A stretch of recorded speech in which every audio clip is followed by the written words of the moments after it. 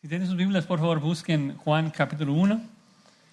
Juan 1, estaremos estudiando los versículos del 15 al 18.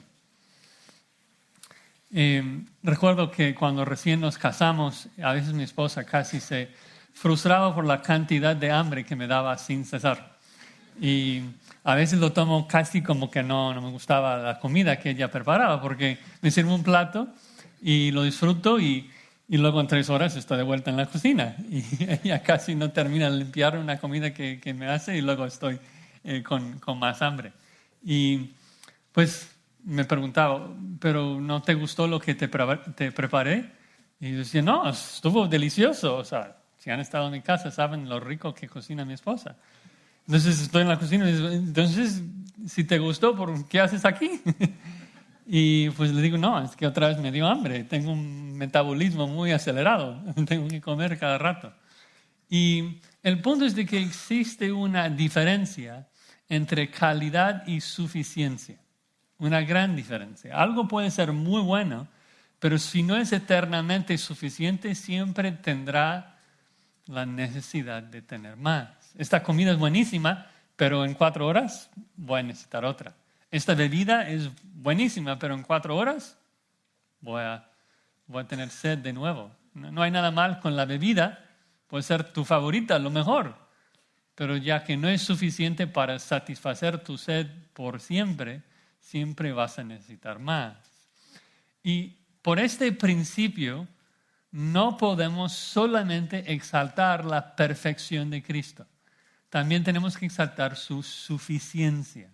Porque Cristo puede ser perfecto, pero si no es suficiente, habrá la necesidad de cumplir lo que falta con algo más. El católico se une a nuestras voces al decir que Cristo es perfecto, que es bello, que es hermoso. El falso se junta a nosotros en exclamar las excelencias de la cruz y la resurrección. Pero la pregunta es si ese Cristo es suficiente. Si es suficiente. Si es suficiente para salvarte y preservarte. O si tú vas a hacer que añadirle algo más. ¿No? Si habrá otra necesidad. Los falsos siempre presentan a Cristo como excelente, como lo mejor. Pero siempre necesitas a Cristo y también a ellos. Cristo más sus visiones, sus sueños. Cristo más tus propios esfuerzos. Cristo más la ley. Pero si necesitas a Cristo más algo, es que Cristo no es suficiente. Y por ende no sería el Cristo de la Biblia. Porque el Cristo de la Biblia es suficiente. Es un manantial, una fuente eterna de agua que te satisface siempre. Cristo dice a la mujer samaritana, el que bebe del agua que yo le daré no tendrá sed jamás. Pablo dice en Colosenses 2, en Cristo habita corporalmente toda la plenitud de Dios y vosotros estáis completos en Él. La plenitud de Cristo es todo lo que necesitamos. Cristo es suficiente, eternamente suficiente. Así que en esta mañana veremos 3 motivos de confiar en la suficiencia de Cristo. 3 motivos de confiar en la suficiencia de Cristo. Él es preeminente, abundante y refulgente. Él es preeminente, es abundante y es refulgente.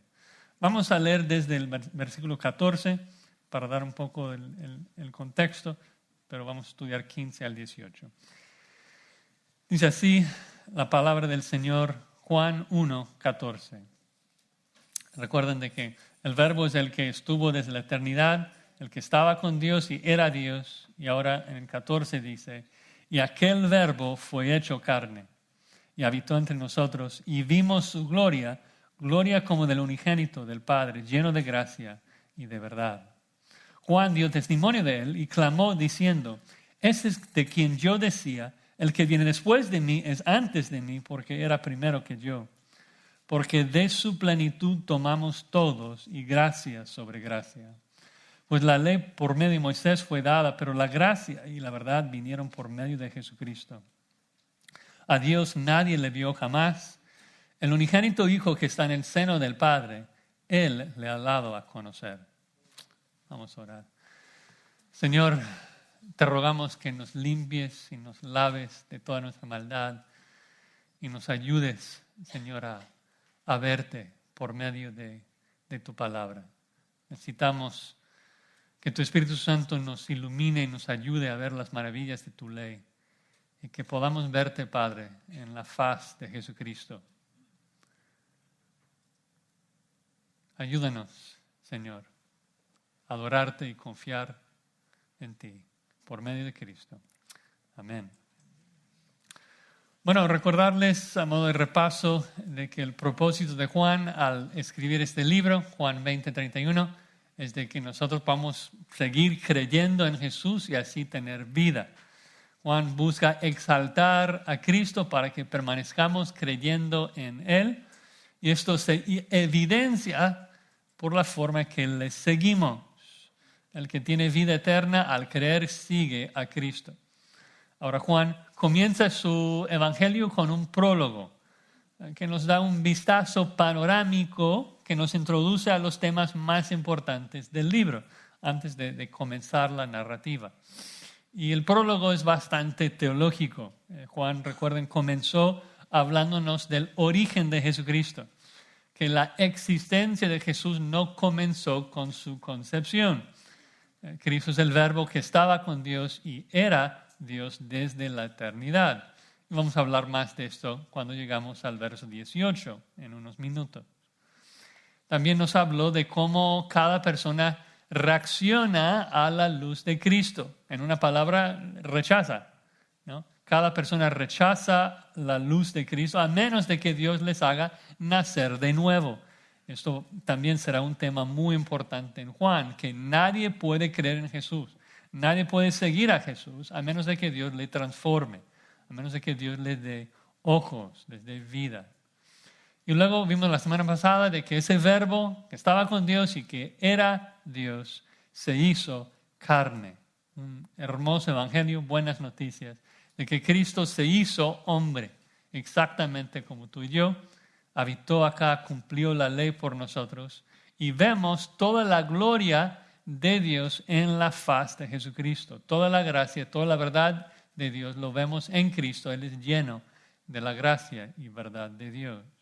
Y eso es lo que Juan quiere hacer, es exaltar, poner en alto a Cristo, las perfecciones de Cristo, para que creamos en Él y le sigamos. Él es suficiente. El primer motivo que nos da en el verso 15 es de que Cristo es preeminente. Es de más alto rango, tiene toda autoridad para darnos lo que Él desea, lo que nosotros necesitamos. Y Juan el apóstol prueba la preeminencia de Cristo citando a Juan el Bautista. Dice versículo 15, Juan dio testimonio de Él y clamó diciendo. Estamos con esa dinámica de tener dos Juanes, Juan A y Juan B. Juan el apóstol y Juan el Bautista. Y el punto es que Juan el Bautista está dando testimonio acerca de Jesús. Ahora, las versiones en español decidieron poner el verbo en tiempo pasado, que Juan dio testimonio. Pero el verbo en griego es tiempo presente y no creo que sea un presente histórico. Juan no arranca con la narrativa todavía. Saben que a veces cuando hablamos del pasado lo ponemos en presente para hacerlo más vívido. Que ayer estuvimos en casa y luego mi esposa me dice, luego yo le digo, y lo convertimos en tiempo presente para hacerlo más vívido.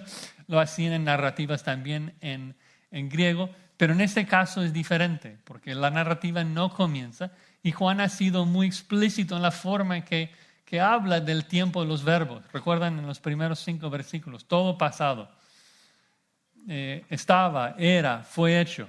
Y luego dice que la luz resplandece. Y luego aquí dice que Juan está testificando. Juan está dando testimonio, ha clamado.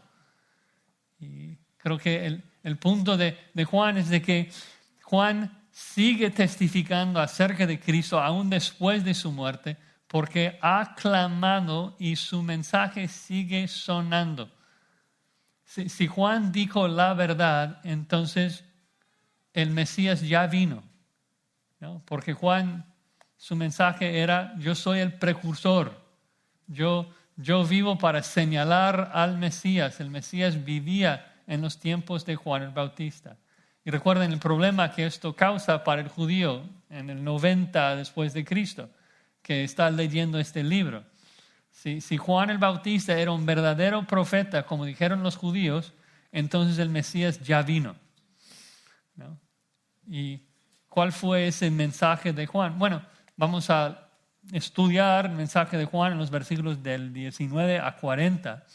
Pero aquí en el prólogo, Juan el apóstol condensa, resume el mensaje así. Dice, ese es de quien yo decía, el que viene después de mí es antes de mí porque era primero que yo. Dice, ¿qué es esto? Bueno, la idea es de que Juan está diciendo que Jesús, el que viene después de mí, porque Jesús nació después de Juan, dice, es antes de mí en rango, es preeminente, es mayor que yo. ¿Y por qué? Porque existía primero que yo, existía antes. El que viene después de mí, el que nació después de mí, es de un rango mayor que yo porque existió antes de mí, ¿no? Juan el apóstol está otra vez probando la preexistencia de Cristo, su eternidad, ¿no? Dice que la persona de Cristo nació después de Juan el Bautista acá en la tierra, pero es mayor que Juan porque existía aún antes de su nacimiento. Cristo es la única persona en la historia que existió antes de su concepción. Y no es porque tiene una humanidad eterna, no. Su naturaleza humana es temporal, pero su naturaleza divina es eterna. Cristo es una sola persona con dos naturalezas, ¿no? Y aunque su humanidad fue concebido después de Juan, su deidad existía antes de Juan. El Verbo eterno se hizo carne. Y esa primera frase también, el que viene, es interesante, a lo mejor no lo vemos a primera lectura, pero esa frase, el que viene, es un título mesiánico que los lectores originales hubieran reconocido. El que viene. Hay muchas citas del Antiguo Testamento que predicen el Mesías con ese título, el que viene. Salmo 118, 26. Bendito el que viene en nombre de Jehová. Jehová es Dios y nos ha dado luz. Entonces Juan nos está diciendo que Jesús es la luz que viene para resplandecer al mundo. Y sí, básicamente desde Génesis 3:15 estamos esperando el que viene para matar a Satanás. Si piensas en las promesas mesiánicas famosas de la Biblia, del Antiguo Testamento, te das cuenta de que ese verbo venir o enviar van a estar presentes. Zacarías, para darles un par de ejemplos nada más. Zacarías 9:9. Alégrate mucho, hija de Sión, da voces de júbilo, hija de Jerusalén. He aquí tu rey vendrá a ti, justo y salvador. Daniel 7. Miraba yo en la visión de la noche, y aquí con las nubes del cielo venía uno como un hijo de hombre que vino hasta el anciano de días. Y hay muchas citas más, no hay tiempo para leerlas, pero el punto es de que desde el Antiguo Testamento estamos esperando el que viene y sigue así hasta el día de hoy, ¿no? Que Cristo es el que viene. Y como ellos en el Antiguo Testamento esperaban a Cristo en su primera venida, nosotros lo esperamos en su segunda venida. Cristo es el que viene. Apocalipsis 22:20. Cristo dice, aquí yo vengo pronto y mi galardón conmigo para recompensar a cada uno según su obra. Soy el alfa, la omega, el principio, el fin, el primero y el último. Entonces, el trabajo de Juan era anunciar la llegada del que viene, el Mesías. Y probablemente el texto más importante que habla de esto se encuentra en Malaquías 3. Si quieren acompañarme un segundo. Malaquías capítulo 3. Un texto hermoso que habla tanto de Juan como de Jesús, Juan el Bautista y Jesús. Dice Malaquías 3:1. He aquí, yo envío mi mensajero. Y esto es Juan el Bautista. Dios está hablando y dice, aquí yo envío mi mensajero, Juan el Bautista, el cual preparará el camino delante de mí. Entonces, ¿quién habla? Dios habla, y aquí yo envío mi mensajero, Juan el Bautista, el cual preparará el camino delante de mí y vendrá súbitamente a su templo el Señor. Entonces, el Señor Dios está hablando, viene a su templo, pero antes de llegar al templo va a enviar a su mensajero, a Juan el Bautista. Luego dice, a quien vosotros buscáis, y el ángel del pacto, recuerden de que el ángel de Jehová, el mensajero de Jehová, en el Antiguo Testamento es Jesús preencarnado. Dice, a quien deseáis vosotros, he aquí viene, ha dicho Jehová de los ejércitos, y quién podrá soportar el tiempo de su venida. Entonces, unas últimas profecías en el Antiguo Testamento, Malaquías 3, promete de que Dios, o sea, Dios Hijo, o sea, por el contexto, vendrá al mundo, vendrá a su templo, y antes de esto será precedido por un mensajero, por Juan el Bautista. Entonces, Juan testifica, el que viene ha venido. El que viene ha venido, y aunque vino después de mí, es mayor que yo, porque existió eternamente. Y es un argumento interesante, en particular en la cultura judía, que exaltaba tanto la madurez, que hay que honrar a los ancianos. Y Juan dice, bueno, si ese es el caso, entonces Jesús es el más digno de honor y respeto porque Él es desde antes. Literalmente la idea es, el que viene después de mí está enfrente de mí. Es preeminente. Es preeminente porque existía antes de mí. El Cristo que Juan anunciaba es Dios eterno. Y es importante señalar esto. Yo sé que en nuestros tiempos los falsos, los testigos de Jehová, por ejemplo, piensan que Jesús es la primera creación de Dios, de que es un ser creado. Y dicen que es preexistente, existió antes de esta creación, pero es como un ser angelical que fue creado antes de Génesis 1. Pero esto no tiene sentido, no es correcto por muchas razones. Primero porque Juan dice aquí que Cristo es Dios, que es eterno. Pero también es bíblicamente imposible porque Dios explica, en particular en Éxodo 20, versículo 11, que Dios creó todo en 6 días. Todo lo creado llegó a existir en los 6 días de la creación. Todo lo que hay en los cielos, todo lo que hay en la tierra, como Pablo dice, visible e invisible. Todo fue creado en los 6 días de la creación. No hubo nada creado fuera de esa semana. Es por eso de que preexistencia equivale a eternidad. Preexistencia equivale a eternidad. Porque si Cristo existió antes de la semana de la creación, es Dios eterno, es creador. No, nada existió antes de los 6 días de la creación excepto Dios. ¿No? Todo lo demás, ángeles, planetas, humanos, todo fue creado por Dios en esos 6 días. Si Cristo es antes de esta semana de creación, entonces no puede ser una creación. Es Dios. ¿No? Y por eso Juan dice, Jesús es preeminente, es de un rango más alto que todo lo demás, porque es antes que todo lo demás. Y es importante cuando hablamos de esas cosas que definamos bien de quién hablamos. O sea, no podemos hablar de Jesús en términos generales solamente. Dices, hablas de Jesús. Bueno, ¿de qué Jesús hablas? ¿El Jesús que inventaste en tu mente o Dios hecho carne? El Jesús de la Biblia. ¿No? Juan quiere establecer eso, definir esto muy bien. Que nos está hablando del que era desde el principio. Del que tiene toda autoridad, el primero en rango sobre toda la creación de Dios. Es preeminente. Porque es Dios eterno, el creador de todas las cosas. Entonces sabemos de que Cristo es suficiente porque se goza de completa autoridad, ¿no? Él puede cumplir lo que nos promete porque tiene toda autoridad, es preeminente sobre toda la creación.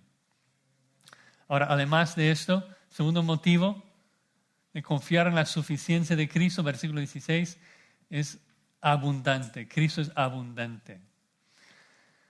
Dice el verso 16, porque de su plenitud tomamos todos y gracia sobre gracia.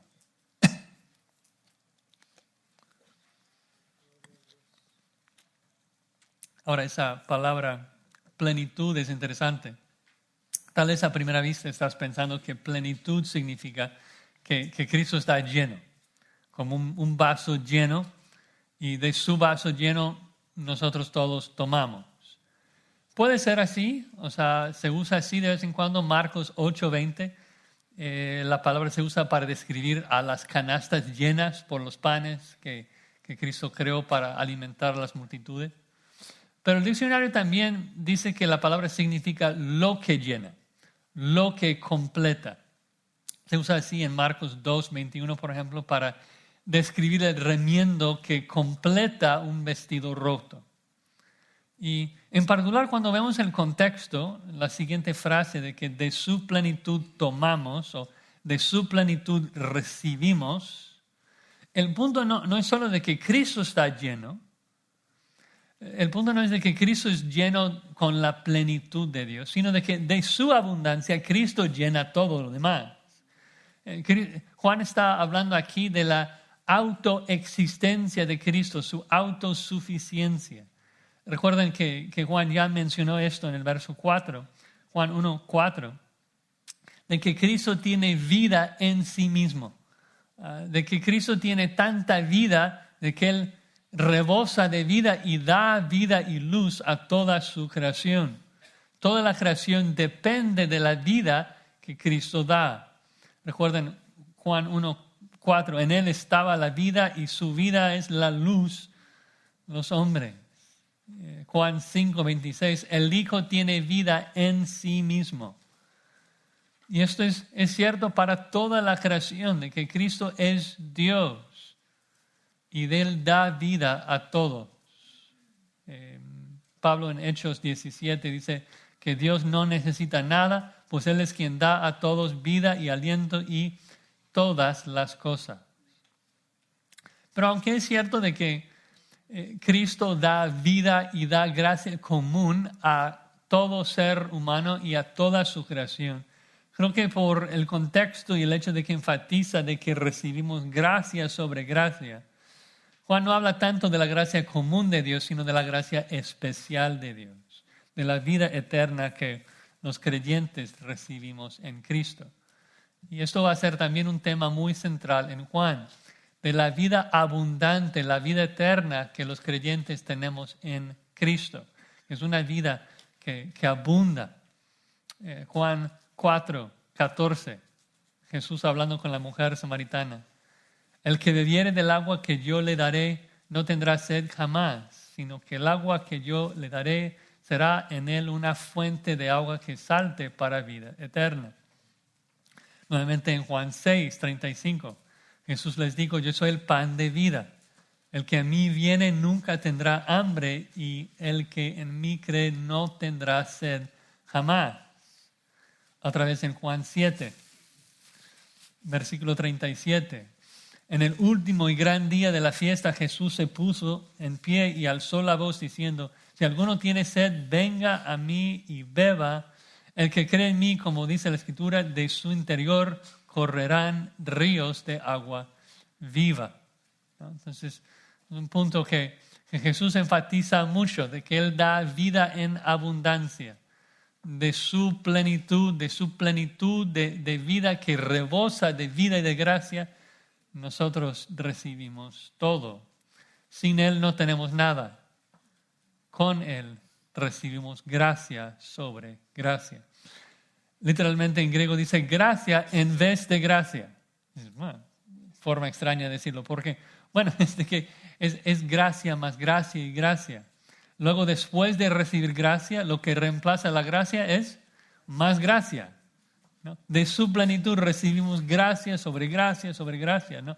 No hay gracia fuera de Cristo, pero en Cristo hay gracia sobre gracia. La vida, la salvación, todas las bendiciones en los lugares celestiales son nuestros en Cristo. Es que Cristo es tan abundante, tan suficiente, ¿no? Él da vida en abundancia. Y Pablo hace esa misma conexión, si quieren buscar conmigo Colosenses 2, ya lo mencioné, pero probablemente es el texto que más claramente habla de la suficiencia de Cristo en toda la Biblia. En Colosenses capítulo 2, Pablo está confrontando a los falsos maestros que estaban diciendo, que necesitas a Cristo más el duro trato del cuerpo, necesitas cumplir con la ley, no comer ciertas cosas, muchos ritos. Y Pablo tumba todos esos argumentos en Colosenses 2:9.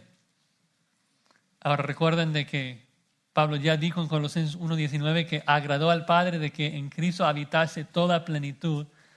Y ahora en Colosenses 2:9 dice lo siguiente: porque en Cristo habita corporalmente toda la plenitud de la deidad, y vosotros estáis completos en Él, que es la cabeza de todo principado y potestad. Toda la plenitud de la deidad habita corporalmente en Cristo, obviamente porque Cristo es Dios. Y luego, increíblemente, toda la plenitud que habita en Cristo mora en nosotros y somos completos en Él. Literalmente en griego, la palabra plenitud en el verso 9 y la palabra completos en el versículo 10 es de la misma raíz, es como la misma palabra. De que toda la plenitud de la deidad habita en Cristo y nosotros estamos plenos en Cristo. O tal vez traducido con el mismo verbo en español, la idea sería: toda la llenura de Dios habita en Cristo y vosotros estáis llenos en Él. El Padre llenó por completo al Hijo con toda su deidad y ahora Cristo nos ha llenado con toda su plenitud, con su Espíritu. No necesitamos nada más. Es un poder abundante, es una vida abundante. Tenemos la vida indestructible de Cristo morando en nosotros. Tiene que ser una vida eterna. Nadie puede matar a Cristo. Tiene una vida indestructible. Nadie es más fuerte que Él. Por eso Él puede decirnos: yo os doy vida eterna y no perecerán jamás, ni nadie las arrebatará de mi mano. ¿No? Él es mayor que todo. Ahora, Juan sigue argumentando de la suficiencia de Cristo en el versículo 17. Sigue hablando de la gracia de Cristo. Dice que pues la ley por medio de Moisés fue dada. Juan va a hacer un contraste entre la ley del Antiguo Testamento y la gracia del Nuevo Testamento. Pero para comenzar tenemos que observar que Juan no dice nada negativo en contra de la ley. Hay muchos cristianos en nuestros tiempos que están en contra de la ley. No podemos hacer eso. No creemos en el antinomismo. Dios no está en contra de su ley. La Biblia no está en contra de la ley de Dios. La ley no es mala, la ley es perfecta. Revela perfectamente el corazón de Dios, revela su carácter, lo que odia, lo que ama. La ley no es mala, lo que está mal eres tú, que no puedes obedecer la ley, ¿no? Que no puedes guardar la ley. Por eso necesitas ser salvo, porque has transgredido la ley. No puedes ganar tu salvación por la ley, porque la ley te condena, ¿no? Para ser salvo lo que necesitas es gracia, algo que no mereces. La ley no imparte gracia, la ley demanda justicia. Pero ya que no eres justo, lo que necesitas es algo que no mereces. Si recibes lo que mereces, según la ley, irás al infierno. Si acudes a Cristo y recibes gracia, algo que no mereces, recibes el perdón de Dios, recibes salvación. Lo que necesitamos es gracia. No, las obras no nos ayudan. Las obras de la ley no nos ayudan, ¿no? Porque no hay salvación por medio de la ley. Nuestra única esperanza es acudir a la gracia de Jesucristo para recibir salvación. Entonces Juan agrega: pero la gracia y la verdad vinieron por medio de Jesucristo. Otra nota interesante aquí de que el verbo vinieron Es el mismo verbo que hemos visto ya varias veces en este capítulo. Llegó a ser. En el 1 al 5, la creación llegó a existir por medio de Cristo. La gracia llegó a existir por medio de Cristo. La gracia no existe fuera de Cristo. La verdad no existe fuera de Cristo. La gracia llegó a existir por medio de Cristo. Y Juan por primera vez en su libro menciona el nombre Jesús para hacerlo más enfático. El favor inmerecido de Dios no existe sin Cristo, no existe sin su cruz. Todos estaríamos en el infierno si no fuera por Cristo y su cruz. No conoceríamos ningún atributo de Dios, ni su gracia ni su verdad, si no fuese por Cristo. Y eso va a ser el último punto, de que Dios es invisible y la única manera de conocerlo y verlo es en el rostro de Cristo, que revela todos sus atributos. Pero antes de llegar, quiero tocar un punto que a veces confunde, que parece que Juan está diciendo de que en el Antiguo Testamento hubo ley y ahora hay gracia. Es como que, pero ¿cómo es de que Abraham fue salvo o Moisés fue salvo si no hubo gracia hasta que llegó Cristo? Y lo que pasa es de que Dios es eterno. Y lo que Pablo explica en Romanos 3:25, no hay tiempo para buscarlo, pero Pablo explica de que en el Antiguo Testamento Dios pasó por alto a sus pecados con la vista en la cruz. Es decir, que todos somos salvos de la misma manera, por fe en el Mesías venidero, todos salvos por la cruz, los santos del Antiguo Testamento viéndolo en el futuro y nosotros viéndolo en el pasado, pero también esperando un Mesías que va a regresar, ¿no? La gracia de Dios llegó a todos por medio del mismo Cristo. Y es una gracia abundante. Y la razón que veo gracia futura aún para nosotros es que esa frase gracia sobre gracia no es solamente con la vista a gracia pasada. O sea, si Juan dice recibimos gracia sobre gracia, el punto es de que si hoy recibimos gracia, ¿qué vamos a recibir mañana? Más gracia. Y en el futuro, gracia y más gracia. Porque Cristo abunda de gracia, Cristo tiene gracia de más. Y Juan sabe de que la futura gracia de Dios es un fuerte motivo para obedecer y seguir a Jesucristo. Recuerden ahí en Hebreos 11, el autor de Hebreos explicándonos cómo es de que Moisés pudo desechar todas las bendiciones de los egipcios y escogerse el maltratado con los hebreos. ¿Era por qué? Porque tenía puesta la mirada en el galardón, ¿no? En la gracia que iba a recibir con el pueblo de Dios en el futuro. La abundante gracia de Cristo es lo que nos lleva a sus pies en adoración, a creer en Él, a confiar en Él, a seguirle. La abundante gracia de Cristo es lo que nos mantiene, ¿no? Por eso necesitamos la gracia de Dios todos los días. Y su gracia es suficiente. Su gracia es mayor para salvarnos, para preservarnos y para darnos vida eterna. Bueno, por último, tercer motivo de confiar en la suficiencia de Cristo, Él es refulgente. Versículo 18. Hermoso. A Dios nadie le vio jamás. Ahora, Juan acaba de decir de que la gracia y la verdad nos llegaron mediante Cristo. Les expliqué la semana pasada que entiendo que esa frase gracia y verdad es un resumen de todo el carácter de Dios, como vimos en Éxodo 34.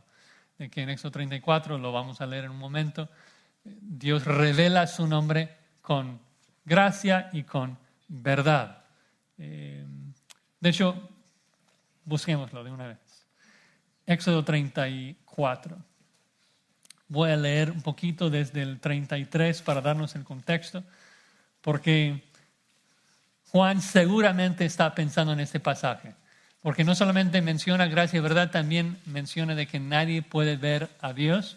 El pasaje donde vemos esto es Éxodo 33. Entonces voy a leer Éxodo 33, 18, donde Moisés se atreve a decirle a Dios: te ruego que me muestres tu gloria. Y Dios le respondió en el 19, yo haré pasar todo mi bien delante de tu rostro y proclamaré el nombre de Jehová delante de ti.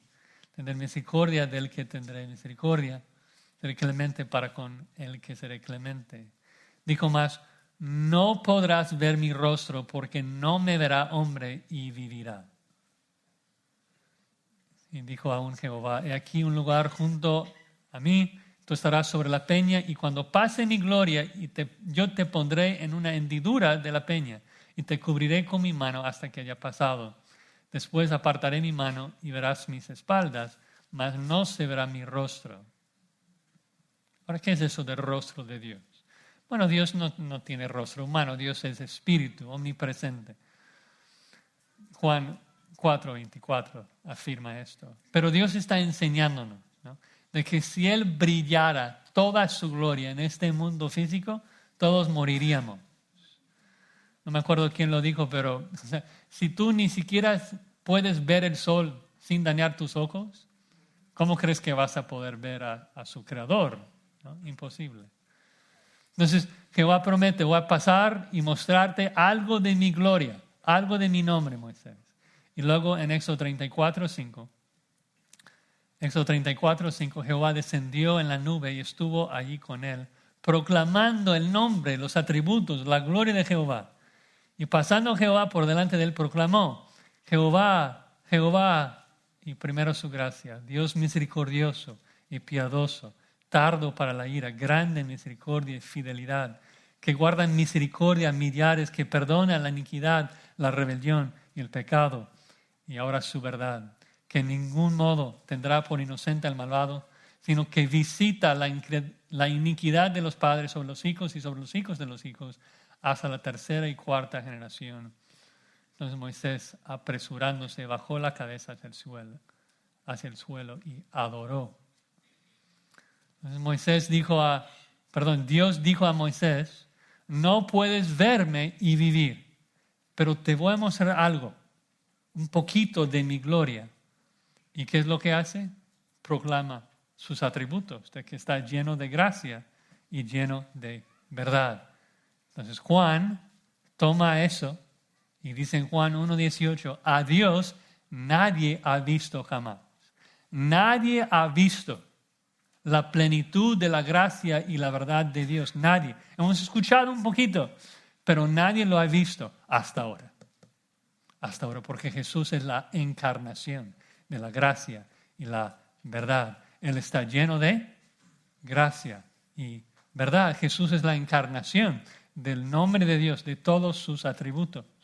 Nadie puede ver a Dios, pero sí vemos a Jesús, que nos revela toda la gloria de Dios, porque comparte la misma esencia. A través de Cristo vemos a Dios, porque vemos a Dios en su faz, como Él dijo a Felipe, si me ves a mí, ves al Padre.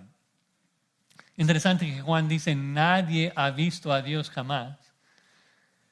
Muchas veces cuando dice todos o nadie, se refiere a todos menos Cristo, ¿no? Porque es tan diferente que nosotros. Porque Cristo dijo en Juan 6:46, nadie ha visto al Padre sino aquel que vino de Dios. Este ha visto al Padre. Cristo ha visto al Padre. Él es el que estaba con Dios y era Dios desde la eternidad. Y Juan completa esa idea con la última frase. Él es el unigénito Dios que está en el seno del Padre. Ahora, esa frase unigénito Dios o unigénito Hijo, dependiendo de su versión, es interesante. Reina Valera pone unigénito Hijo. La Biblia de las Américas, la nueva versión internacional, correctamente dicen el unigénito Dios que está en el seno del Padre, es lo que dice en griego, de que el unigénito Dios que está en el seno del Padre. Es realmente inconcebible, incomprensible. ¿Cuál es el punto? Bueno, en primer lugar, es importante observar que Juan, como buen judío, está completando la idea del prólogo, ¿no? De que en el primer versículo del prólogo dijo que el verbo era Dios y ahora en el versículo 18 repite lo mismo. de que Jesús es el único Dios. No casi Dios, no un semidios. Literalmente dice el único Dios, el que es eternamente engendrado por el Padre. Y sé que cada semana le estoy exhortando con lo mismo de que hay que simplemente creer el texto. No es algo que vamos a comprender qué significa ser engendrado en la eternidad. No lo sabemos totalmente. Pero sabemos de que Cristo es un ser eterno. Es el mismo ser de Dios. No es un ser creado. Sabemos que es el alfa y la omega, el eterno. Y sabemos de que es el eterno Hijo del Padre, de Dios Padre. Y claro que esto no tiene mucho sentido para la mente finita, pero Dios es santo, Dios es diferente. ¿Tú esperabas comprender al Santo y Altísimo que habita la eternidad? O sea, qué necio, qué orgulloso, perdóneme, pero, o sea, ¿tú crees que Dios va a caber en tu mente finita? Eso es orgullo, ¿no? Nosotros tenemos un libro donde Dios nos revela cómo es. Y Él nos dice cómo es. Dice que es un solo ser que habita eternamente en tres personas. De que Jesús es el que estaba con Dios y que era Dios. Y como vimos en Juan 1:1, ese principio de Jesús es Dios y que estaba con Dios, que Jesús es Dios porque es el mismo ser y estaba con Dios porque es otra persona distinta. Juan hace lo mismo en el verso 18. De que lo llama Dios, el único Dios, es Dios, pero no es la misma persona del Padre. ¿Por qué? Porque dice que el unigénito Dios está ¿dónde? En el seno del Padre, una persona distinta. Es Dios y está en el seno del Padre. ¿Cómo funciona esto? Es difícil. Por eso cristianos hemos inventado esa palabra Trinidad para describir lo que está diciendo. Que Cristo es el único Dios y al mismo tiempo está en el seno del Padre. Es el mismo ser, personas diferentes. Ahora, ¿qué significa esto en el contexto de que Jesús está en el seno del Padre? Bueno, puede ser literal. Se usa así en Juan 13:23, de que Juan estaba recostado en el pecho, en el lado de Cristo. Pero también podría ser metafórico. Se usa así en varios lugares de la Escritura. Describe un bahía en Hechos 27, un lugar de refugio.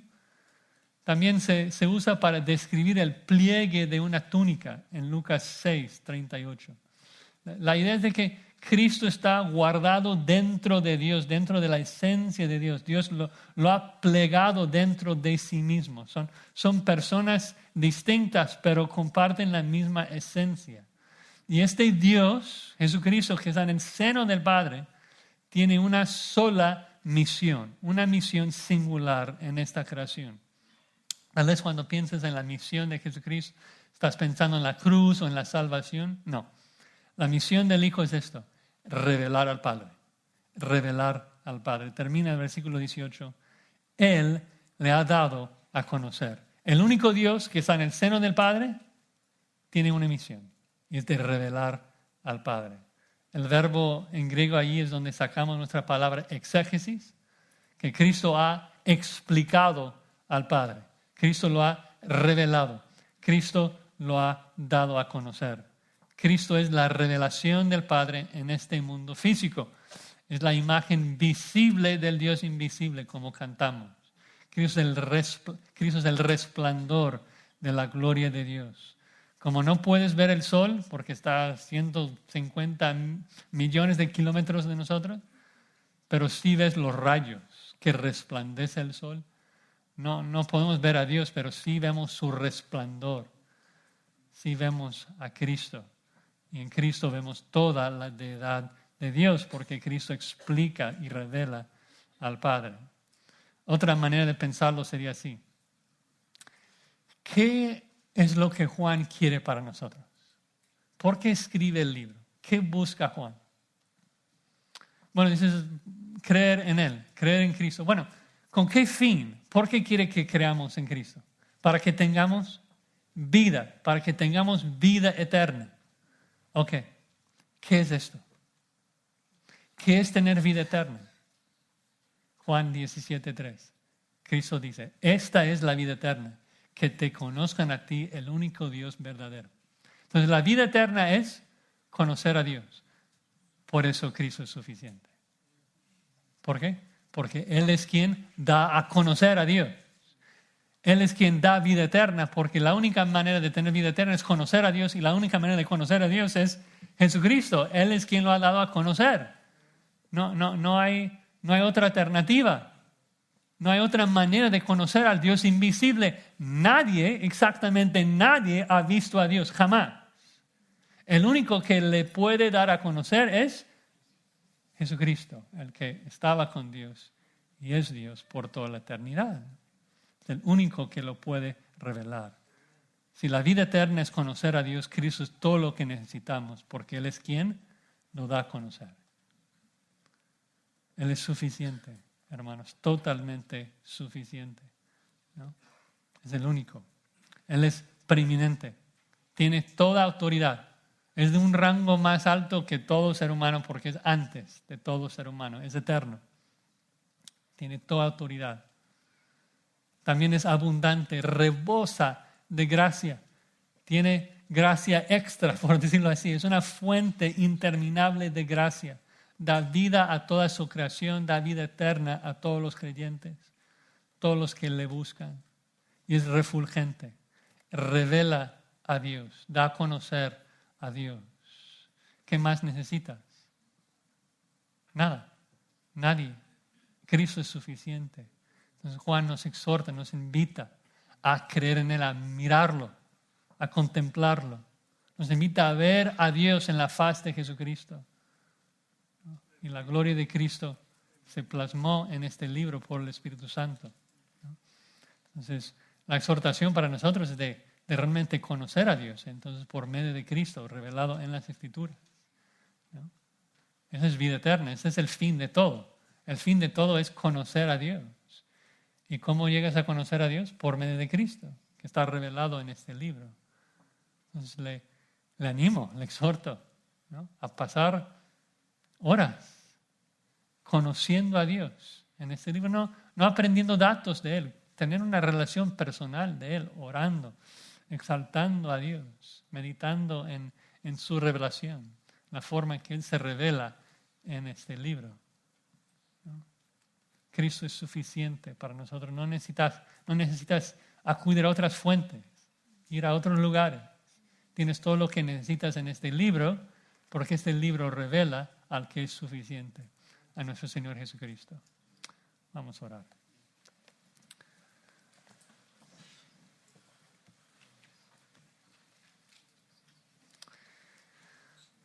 Padre, te alabamos por esta preciosa revelación. Gracias por dejarnos este libro. Gracias por tu Espíritu que lo escribió, revelando todas las perfecciones de Cristo, porque en ellas vemos a ti, Padre, el Dios invisible.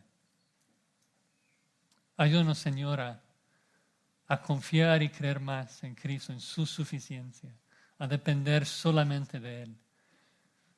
Ayúdanos a dejar de confiar en nuestras propias obras, de nuestros propios esfuerzos, y caer solamente en los pies de Cristo, pidiendo y suplicando que Él nos llene de su suficiencia y que Él nos ayude a seguirle, a tomar nuestra cruz y seguirle todos los días de nuestra vida.